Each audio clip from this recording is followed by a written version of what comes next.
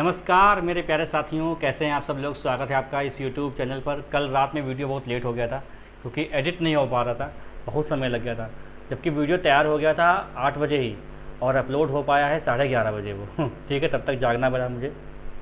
तो चैनल पर जो लोग नए हैं वो कृपया सब्सक्राइब कर लें, बेल आइकन दबा दें जिससे वीडियो का नोटिफिकेशन आपको मिलता रहे। पहला क्वेश्चन देखिए, लिखा हुआ है प्राचीन भारत में निशाका जाने जाते थे।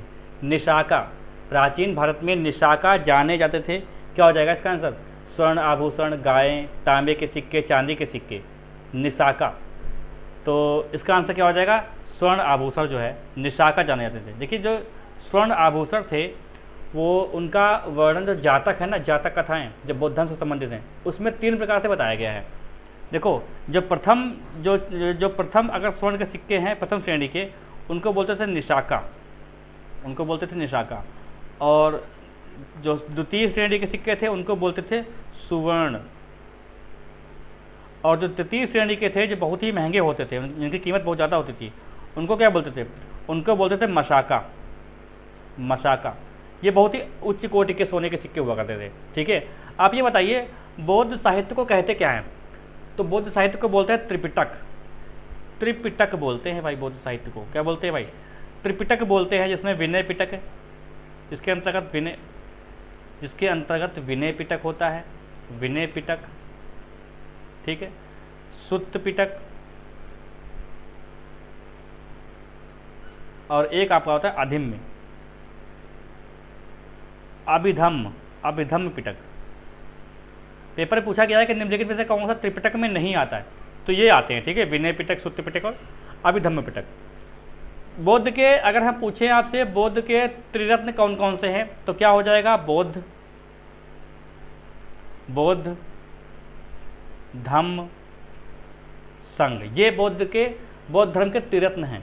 ठीक है, बौद्ध धर्म के संगीतियों की बात करें तो पहले मैंने आपको कई बार बताया है RVPK। पहली हुई है राजगिरी में, दूसरी हुई है वैशाली में, और P से हुआ पाटलिपुत्र, और K से हुआ कुंडलवन। ठीक है, चलिए अगला क्वेश्चन देखते हैं। हाथी दांत का पैमाना हड़प्पीय संदर्भ में मिला है। हाथी दांत का पैमाना हड़प्पीय संदर्भ में मिला है। बताइए, कालीबंगा में, लोथल में, धोलावीरा में या बाणावली में। ठीक है, तो क्या हो जाएगा इसका आंसर? बताइए भाई, इसका आंसर क्या हो जाएगा? लोथल में मिला है। लोथल में यहाँ पर बहुत बड़े विशाल एक बंदरगाह की भी खोज हुई थी, मतलब बंदरगाह भी पाया गया था यहाँ पर। और ये बताइए सर्वप्रथम मानव ने किस धातु का प्रयोग किया? बताइए किस धातु का प्रयोग किया? उस धातु का नाम है तांबा। तांबा नाम है। अच्छा बताइए, सिंधु घाटी सभ्यता के लोग जो है किसको पूजते थे? बताइए भाई, किसको पूजते थे? तो पशुपति यानी भोलेनाथ। भोलेनाथ की जय हो। ठीक है, भोलेनाथ की जय हो। अगला क्वेश्चन देखते हैं। सूची फर्स्ट को सूची सेकंड से सुमेलित कीजिए तथा सूचियों के नीचे दिए गए कूट से सही उत्तर का चयन कीजिए। ये भाई शासक हैं और ये उनकी रानियां हैं। बताना है आपको कौन सा इसमें सही है, बताना है भाई। देखिए चंद्रगुप्त, इसको पढ़ लीजिए आप लोग अच्छे से। मैंने कई बार कहा है कि हम आपको फटाफट आंसर बताते हैं, आप चाहे तो वीडियो को पॉज करके अपना आंसर सोच लिया करें, और जब हम आपको आंसर बताते हैं तो मिला लिया करें। ठीक है, आपसे हमने ये भी कहा है कई बार कि कितने क्वेश्चन आपको आते थे, ये कमेंट बॉक्स में जरूर बताया करें कि कितने आपके सही हुए इसमें से 10 क्वेश्चन में से। देखिए चंद्रगुप्त की जो रानी का नाम था, वो चंद्रगुप्त की रानी का नाम क्या था? चंद्रगुप्त की रानी का नाम था कुमार देवी। ठीक है, चंद्रगुप्त की रानी का नाम था कुमार देवी। समुद्रगुप्त की रानी का नाम क्या था? समुद्रगुप्त की रानी का नाम था दत्ता देवी। दत्ता देवी। ठीक है, और ये चंद्रगुप्त द्वितीय की रानी का नाम क्या था? तो ये था कुबेर नागा। और कुमारगुप्त प्रथम की रानी का नाम क्या था? अनंत देवी। ठीक है, अनंत देवी। तो इसका विकल्प देखिए कौन सा है? ए का तीसरा नहीं, ए का तीसरा ये, ए का तीसरा ये हो जाएगा। ए का तीसरा क्या हो जाएगा? ये देखो ये आ रहा है। और समुद्रगुप्त का दत्ता देवी, यानी ये वाला सही है आंसर। ठीक है, ए वाला ऑप्शन सही है इसमें। चलिए अगला क्वेश्चन देखते हैं। चोल राजाओं में किस एक ने सीलोन पर विजय प्राप्त की थी? सीलोन पर यानी श्रीलंका पर विजय प्राप्त की थी। देखिए इसका आंसर क्या है? राजेंद्र प्रथम इसका आंसर है।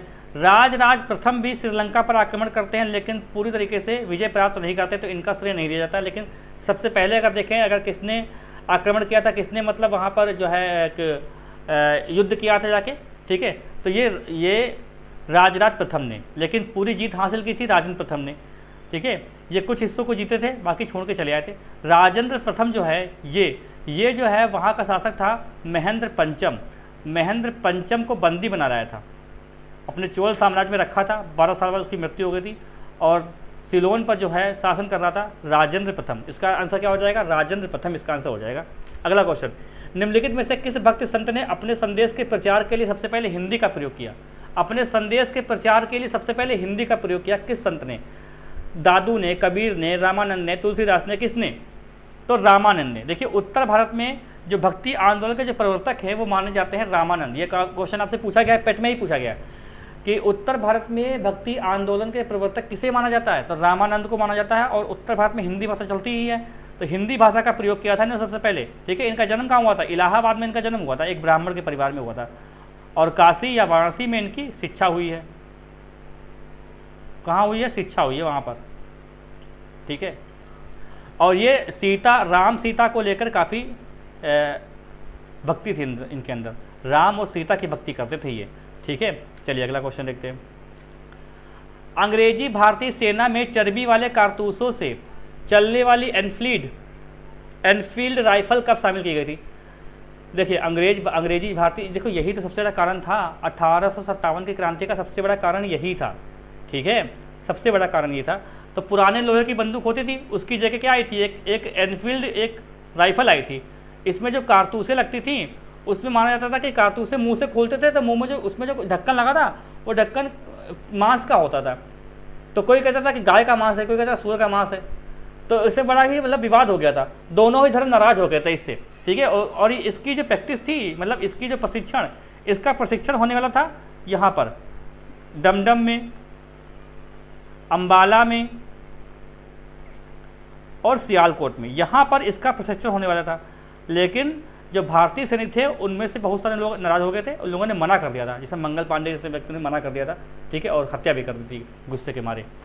तभी हुई थी 1857 की क्रांति। ये उसका मेन रीजन था उस समय, मतलब उस, हालांकि रीजन बहुत सारे थे, लेकिन ये मतलब एक में आप कह सकते हैं कि चिंगारी, एक जो है चिंगारी लगाने का काम कर रही थी ये। ठीक है, और इसका आंसर क्या हो जाएगा? दिसंबर 1856 में शामिल की गई थी। देखिए ये क्वेश्चन आया है, मैंने अपनी तरीके से अपने पास से नहीं डाला इसमें, ये आया है यूपीएससी में। अगला क्वेश्चन देखते हैं, बहुजन समाज का संस्थापक कौन था? बहुजन समाज का संस्थापक कौन था?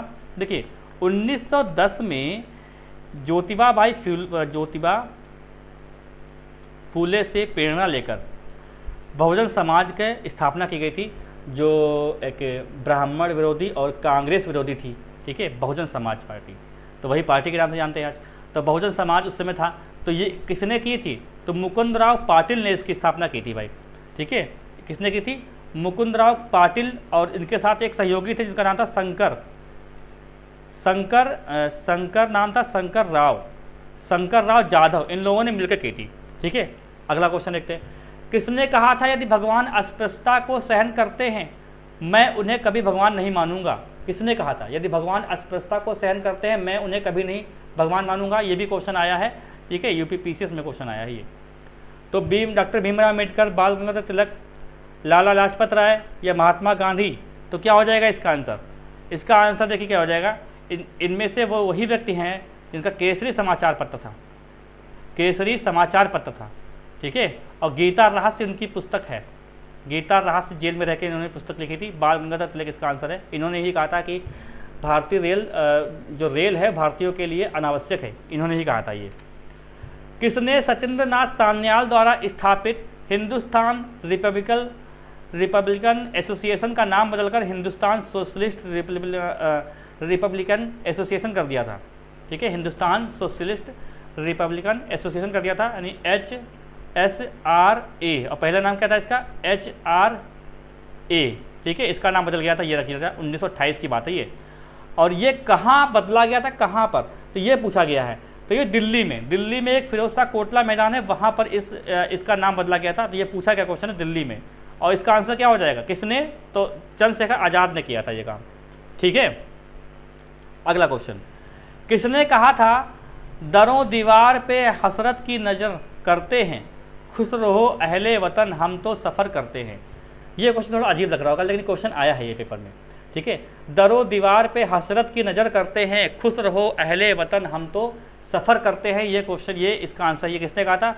वाजिद अली शाह ने कहा था। इसका आंसर क्या है? वाजिद अली शाह ने कहा था। ठीक है, ये हो गए 10 प्रश्न। आप लोग बताइए कैसा लगा वीडियो। आप लोग रेगुलर वीडियो देखा करें और चैनल पर जो लोग नए हैं वो कृपया सब्सक्राइब कर ले, बेल आइकन दबाते, जिससे वीडियो का नोटिफिकेशन आपको मिलता रहे। मिलते हैं नेक्स्ट वीडियो में।